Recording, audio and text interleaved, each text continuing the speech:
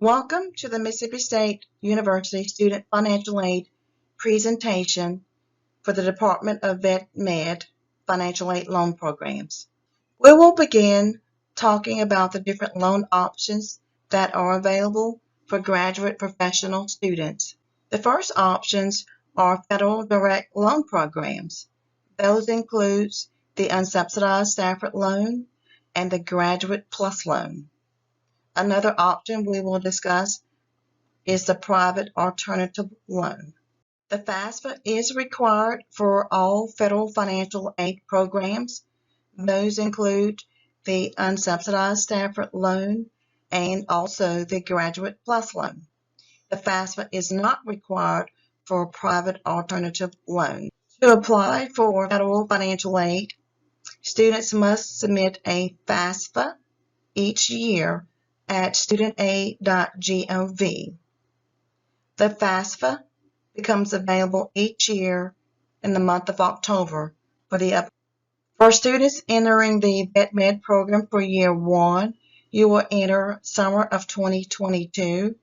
Therefore, you would need to complete the 2021-22 FAFSA. In addition, you would also need to complete the 2022-23 FAFSA, and that would cover your aid eligibility for the upcoming aid year for the upcoming fall, spring, and the next summer. Other documents that you would have to complete are the master's promissory note and the entrance counseling. Both of these must be required before your loans will disperse into your account. The master promissory note is an electronic legal document which states that you promise to repay your unsubsidized and your graduate plus loans. There is one master's promissory note for the unsubsidized loan, and there's also a different master's promissory note for the students wishing to apply for the graduate plus loans. The entrance counseling goes into a little bit more details about your rights and responsibilities. It will tell you about deferment and repayment options as well. Students in the Department of Vet Med may borrow up to $40,500 per academic year. For summer, as we mentioned before, you would need to complete the 2021-22 FAFSA. The FAFSA for 2021-22 will expire on June 30th of this year, so we do encourage you to go ahead and complete that FAFSA if you're wanting to receive either an unsubsidized or a grad plus loan for the summer. Keep in mind that no tuition is charged for summer terms for students participating in the Department of Vet Med program.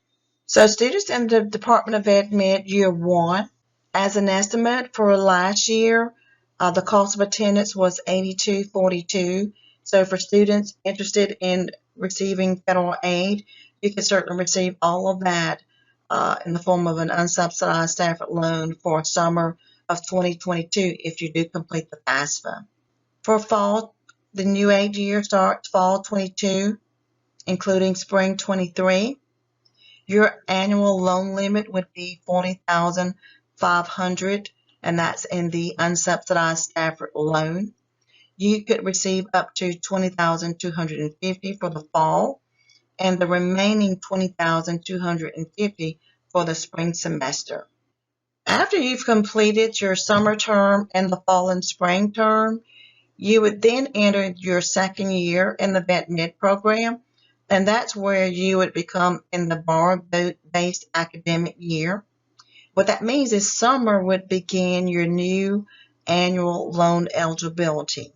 So for students in year 2, 3, and 4, fall, spring, you're eligible for the remaining loan eligibility. That's $40,000 minus whatever amount you would have received for the prior summer. So an example, a student entering the second year Vet Med program receives $4,500 unsubsidized loan for summer. Then that student would only be eligible for $36,000 for the upcoming subsequent fall and spring period. The annual loan limit, as we've discussed, is $40,500. The aggregate combined limit is $224,000 for students in the professional program.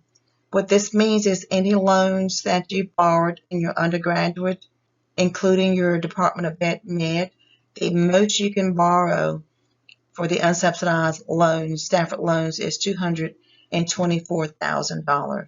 The annual interest rate is currently 5.28%. This changes every July. Borrowers do have a 6-month grace period after they leave school, or drop below halftime, or graduate before repayment will begin on loans that are borrowed. Students can participate in deferment and forbearance options once you get into the repayment. Multiple repayment plans are available with different loan servicers. And if you decide to, you can certainly choose to consolidate any of your unsubsidized or subsidized loans. Students who have used their maximum annual unsubsidized loan eligibility can apply for the Graduate Plus loan or the alternative private loan. Students interested in the Graduate Plus loan must complete the FAFSA and also the Graduate Plus loan application. Students may borrow up to the cost of attendance minus any other financial aid received. There is no annual or aggregate limit for the Grad Plus loan. However, students must remain within their cost of attendance. The interest rate for Graduate Plus loans are currently 6.28%. This will change in July. Grad Plus loans are based on credit approval. If your credit is denied, you may choose to secure an endorser. Students must use all of their Stafford unsubsidized loan eligibility first before borrowing Graduate Plus loans.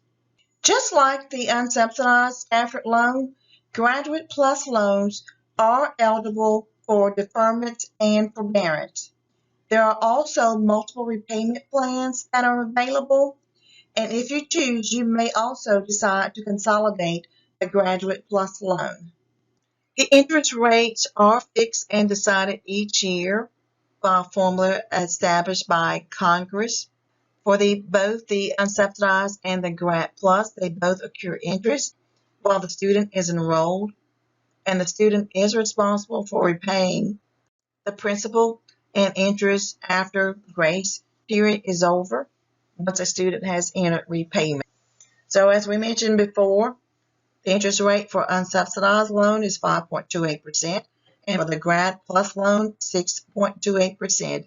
It will change in July. For summer aid, remember you must complete the FAFSA for 2021-22. That deadline to complete that FAFSA is June 30th.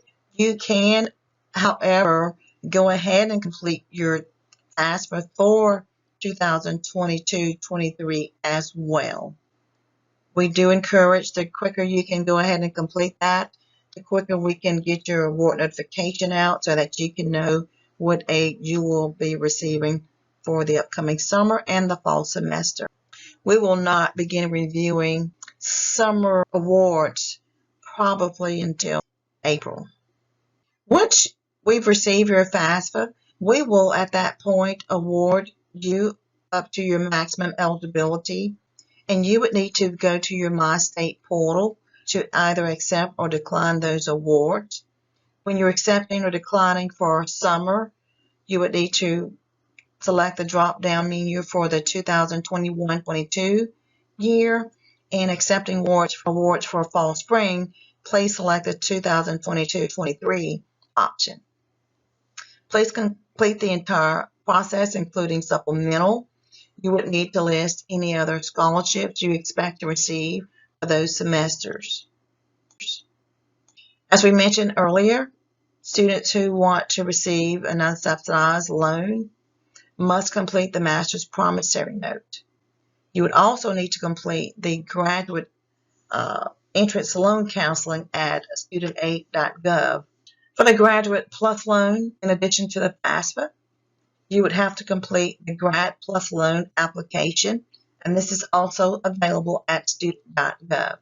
As we mentioned before, if your application is denied due to adverse credit, you may secure an endorser, and that's someone who's willing to co-sign with you on that loan, who has good credit. You also would need to complete the Graduate Plus Master's Promissory Note at studentaid.gov. Remember, private alternative loans are not federal loans, therefore the FAFSA is not required.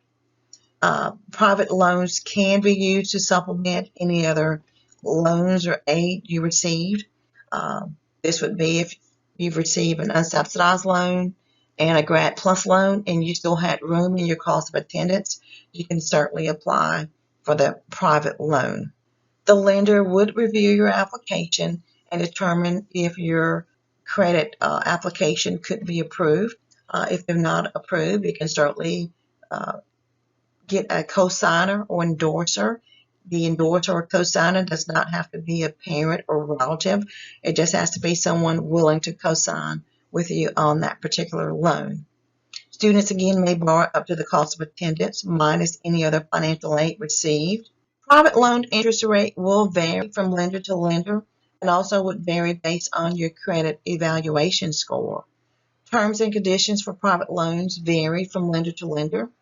There is usually at least a 10-day business delay for disbursement after we certify a loan for private loans. So students receiving private loans, it takes a little bit longer to get those processed as opposed to the federal loans. For private loans, you would complete the application through Elm Select, and the website is listed below. Disbursements. Loans are transferred to your student account, and any loans that are transferred to your student account will go toward your tuition and fees. You would receive a loan for each semester. For instance, if you're eligible for $40,500 a year, it would be broken up into 2 semesters. One for half for fall semester and the remaining half for spring semester. Credit refunds are usually disbursed to your account a few days before the first day of class for each semester.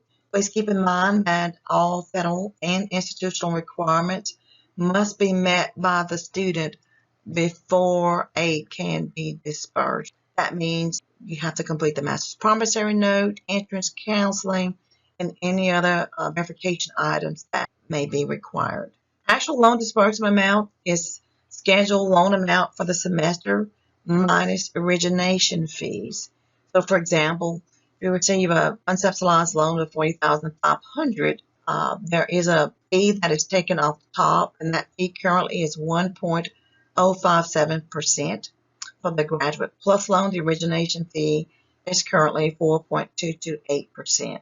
As we mentioned earlier, students would receive a disbursement, a refund, if there is a credit balance after all tuition and fees have been applied to the student's account. There are 2 ways to receive a credit refund. One, and the most recommended, of course, would be direct deposit. You would need to set up your personal bank account information online through your MyState account. Include your personal routing information and also your checking and or saving account number in which you would want your credit refund to be sent. Paper check is an option, but it's an option that's no longer promoted by account services. However, if you don't have bank information, account services will mail your check to your home address listed on file. There are certain actions that you would need to complete each year that you would want to receive financial aid. One would be you would need to complete the FAFSA each year that it becomes available in October. You would also need to accept or decline your financial aid awards. Direct deposit is only needed once unless you change your bank account or routing number. If that is the case, then you would need to go back in and update your bank account information. Graduate Plus, that loan application would be required each year as well, and that's available at studentaid.gov. FERPA. FERPA is the Family Educational Rights and Privacy Act, and this is where you would authorize a person, parent, student, or someone else to receive information about your financial aid records. If you wanted to select that, you would go to your My State portal, look under academic records, and select the FERPA release option. You can certainly update this as frequently as you want it to, but just keep in mind, if you have someone calling our office and if you have not granted FERPA release, then we would not be able to give them any personal information about you. Some great websites that you would need to keep in mind is studentaid.gov. This is where you would complete pretty much everything related to financial aid. This is where you would complete your FAFSA if you want to apply for Unsub or Grad Plus loan. This is where you would complete the interest loan counseling, the master's promissory note, the Grad Plus application, the exit counseling for when you graduate, and also the federal loan database. This is the National Student Loan Database, is where you can go and visit that site to see exactly how much loans you have borrowed, whether it's in your undergraduate program or your graduate program. It would also give you information, contact information on who your loan servicer is. Other helpful websites would be Mississippi State Department of Financial Aid. We have lots of information about everything financial aid, including the loans we've talked about. If you still have questions, certainly call our office. My name is Vicki Edmonds. I'm the Senior Associate Director with the Department of Student Financial Aid. Our loan office is located in Garner Hall.